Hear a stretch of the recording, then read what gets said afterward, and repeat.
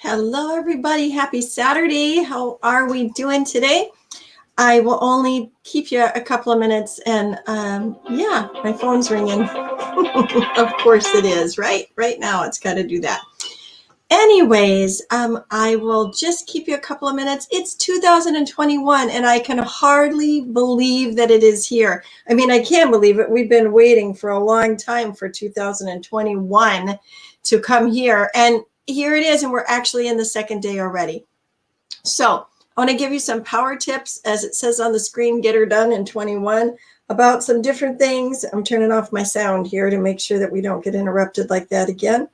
Some fun things that you can do to start gearing yourself up. Now, we already talked about what served you in 2020 and what didn't serve you in 2020. And what are you going to do? Are you going to carry that junk with you, or are you going to dump it? Dump the fertilizer, leave it back there, right? So what are we going to do now? I just want to give you 3 quick things, and then I'm going to talk more about it on Sunday. Number 1, goals are so important. You hear me talk about this all the time, but it's got to be a goal that is bigger than you. Because if it's not bigger than you, you're not going to have incentive to continue to go after it. You're going to be like, and it's going to fizzle, like most resolutions do. And resolutions don't last. Many of them are broken by the middle of January, and definitely by end of February, it's like, they're gone. So we are not looking for resolutions. We are looking for solutions. What are you going to do differently? What are some goals that you have? Now, it's easy to make a vision board. I just made mine, and pretty soon I'll be sharing that with you. And just tipping my camera a little bit there. So pretty soon I'll be sharing. That's better. Yay.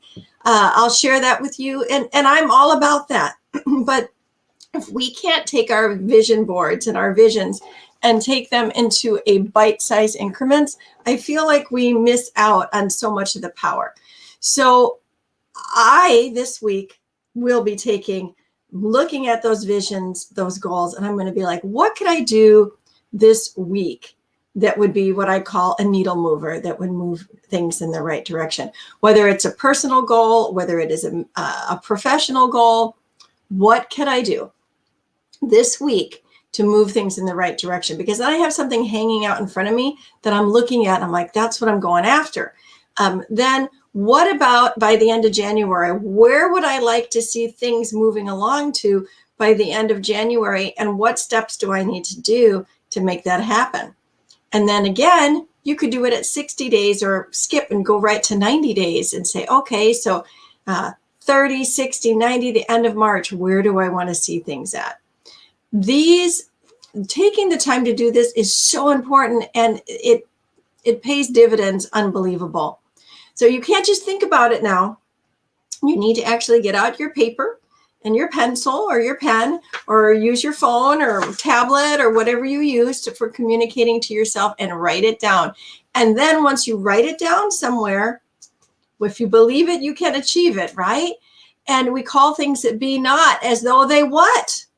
Though they are, right?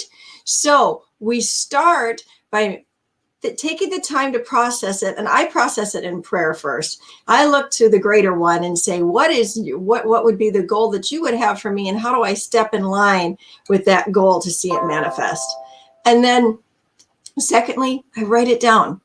Then I say, okay, now put it on a vision board, write the vision and make it plain so that I can run with it all through this year. Now, what could I do this week?